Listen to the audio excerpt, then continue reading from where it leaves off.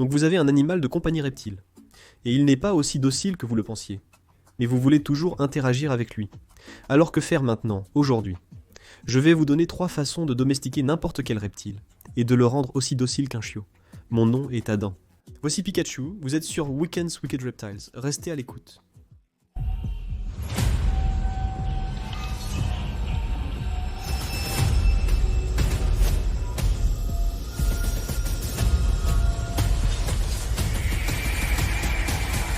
D'accord, avertissement.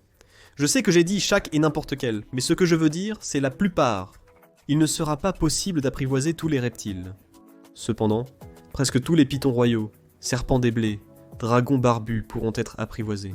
Il suffit de faire ces 3 choses. Commençons par identifier votre problème. Votre problème est-il que cet animal est en fait défensif, pas agressif parce qu'ils ne sont pas agressifs d'ailleurs? Ou a-t-il faim? D'abord, identifiez si le chien essaie de vous mordre ou de s'échapper par peur. Ou pense-t-il que vous êtes de la nourriture et c'est pourquoi il continue de vous mordre? Alors je vais vous dire. Maintenant, la plupart des serpents ont une présentation de nourriture ou une pulsion alimentaire, comme nous l'appelons.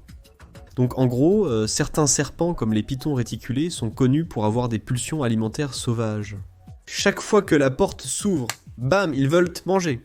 Ils ne pensent donc pas que vous êtes de la nourriture, en tant qu'humain adulte de 70 à 90 kg que vous êtes. Ils ne voient que votre signature thermique. Des choses comme les pitons réticulés, qui ont des fausses thermiques d'ailleurs. Et ils pensent, bon, c'est maintenant mon moment de manger. Qu'est-ce qui pourrait être ici qui est chaud, qui est un mammifère? Je vais juste frapper et poser des questions plus tard. Si le serpent est défensif, c'est différent. Mais parlons de comment les sortir du mode alimentaire, si c'est votre problème. Utilisez un crochet, tapez-les. Vous pouvez voir Arya ici. Elle tape le serpent qui est Kratos le Python Birman, qui ne sont pas connus pour avoir des pulsions alimentaires folles. Cependant, quand j'ouvre l'enclos, parfois il pense que c'est l'heure de manger. En ce moment, il est en bleu, juste avant la mue. C'est pourquoi ses yeux sont comme ça, et il ne voit pas très bien. Il compte donc vraiment sur l'odeur et la chaleur. Nous le tapotons, et utilisons un crochet pour le sortir. Vous remarquerez qu'aussitôt que vous ouvrez l'enclos, beaucoup de ces serpents viennent vers vous. Les chats se montrent amicaux et câlins, non par affection, mais parce qu'ils pensent être nourris. Donc, vous voulez qu'ils se retournent et partent. C'est comme ça que vous savez qu'ils ne sont plus intéressés par la nourriture. Il y a aussi des gestes subtils, comme de brefs coups de langue.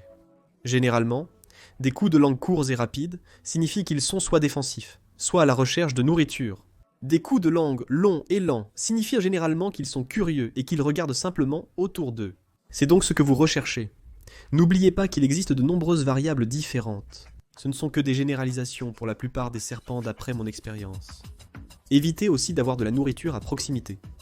Ne nourrissez pas les rats dans la pièce d'à côté ou dans l'enclos voisin, puis ouvrez votre enclos de pitons réticulés et demandez-vous pourquoi ils veulent manger. Genre, je ne décongèle même pas les rats tant que je n'ai pas fini de manipuler les serpents pour la journée. Alors soyez intelligents. Deuxièmement, la confiance. La confiance est essentielle dans la vie. Pour réussir, il faut au moins faire semblant d'être confiant. C'est la même chose avec les serpents. Lorsque vous ouvrez une enceinte et que vous réalisez que la réponse à la nourriture est terminée, soyez très confiant lorsque vous attrapez l'animal. Lorsque vous ouvrez l'enceinte, attrapez l'animal de manière non agressive, d'accord? Déterminez si vous voulez utiliser un crochet ou autre chose. Mais l'essentiel est de savoir ce qui vous donnera confiance en vous. Demandez à quelqu'un de vous montrer comment sortir un python royal de l'enceinte, quel que soit l'animal. Pensez-vous qu'utiliser un crochet vous soulagera? Même pour les pythons royaux, on se moque de moi. Tu recommandes d'utiliser un crochet pour les manipuler? Qu'est-ce qu'ils sont, une bande de mauviettes? C'est tellement stupide. Si cela vous met plus à l'aise d'utiliser un crochet ou des gants ou quoi que ce soit, c'est ce que vous devriez utiliser, comme vous pouvez le voir ici. Arya, elle travaille maintenant pour Weekend's Wicked Reptiles. Elle est la gardienne du zoo ici. Elle est là tous les jours. Elle est ici 2 fois par semaine, à la fin de son service. Elle rentre et elle s'occupe de ses bébés pitons de Birman, qui ont éclos il y a environ 1 mois. Donc à chaque fois qu'elle y va, elle s'occupe de ces animaux, et à chaque fois ils s'améliorent, ce dont nous allons parler en termes de constance dans une seconde. Mais elle est confiante avec ça, et elle porte des gants pour se sentir plus confiante. Est-ce que ça ferait vraiment mal si un serpent de cette taille mordait votre peau? Probablement pas. Mais si je dis « Hey, tu veux utiliser des gants ?» et qu'elle dit oui. Qu'est-ce qui ne va pas avec ça? Si ça vous rend plus à l'aise et plus confiant, le but n'est pas d'avoir l'air cool, c'est de socialiser réellement le serpent. Même chose, elle manipule le Tégu et Suzanne, le moniteur AQ. Quand j'ai commencé à manipuler Frankie, l'iguane bannière de Fidji, j'utilise des gants. Si je manipule les 5 à queue de singe parce qu'ils ont des griffes follement aiguisées, j'utilise des gants. Alors n'ayez pas peur, je veux dire, quoi que vous rende plus confiant, mais vous devez être confiant, vous ne pouvez pas. Oh, je ne suis pas sûr, devrais-je, parce qu'alors ils vont vous attaquer, n'est-ce pas? Ne leur donnez pas l'opportunité. Alors utilisez juste des choses comme le bon sens et les crochets, ce sont les outils du métier. Enfin, soyez cohérents. La plupart des serpents qui sont courants dans le hobby, comme les serpents des blés et les pitons royaux, peuvent être apprivoisés assez facilement. Mais certains serpents demandent plus de travail. Alors ne dites pas « Oh, eh bien, Adam a dit que si je fais ceci, cela et l'autre chose, alors ça ne marche pas, et vous ne l'avez fait qu'1 ou 2 ou 3 jours. » Ce n'est pas comme ça que ça marche. Python royal, sûr, peut-être. J'ai eu des pitons royaux qui sont arrivés.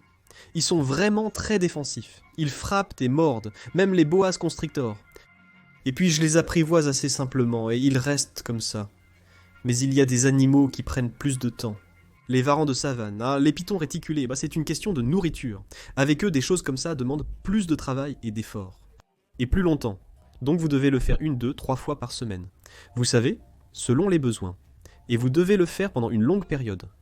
Et puis ne me lancez pas sur le fait que certains animaux, comme les serpents des blés et les pitons royaux, nécessitent un dressage continu. Une fois apprivoisés, ils n'oublient pas, comprenant que la manipulation n'est pas liée à l'heure du repas. Je vais juste être docile, je vais être bien. Pour d'autres espèces, ce n'est pas vraiment le cas. Et surtout quand la réponse à la nourriture est en jeu, vous devez toujours vous assurer que cet animal est bien nourri, et qu'il n'y a pas de nourriture dans la pièce. Alors utilisez la cohérence à chaque fois que vous manipulez l'animal, faites-le avec confiance, assurez-vous qu'ils ne veulent pas vous manger. C'est tout. Dans les commentaires, j'aimerais savoir votre expérience pour apprivoiser un serpent quand on est débutant. Partagez vos conseils, je suis curieux d'en apprendre plus. Et comme toujours, merci d'avoir cliqué sur le bouton j'aime et s'abonner, je sais que c'était un plus court, généralement du contenu plus long. Mais il y a beaucoup plus d'où cela vient. Un merci spécial aux supporters Patreon. Vous êtes incroyables. Vous faites beaucoup pour la chaîne et obtenez des avantages exclusifs comme des vidéos en avance, des réductions, des photos inédites, des mises à jour et des réunions individuelles, dès 1 $. Et c'est tout parce que je fais des vidéos les lundis et jeudis. On se reverra dans la prochaine vidéo.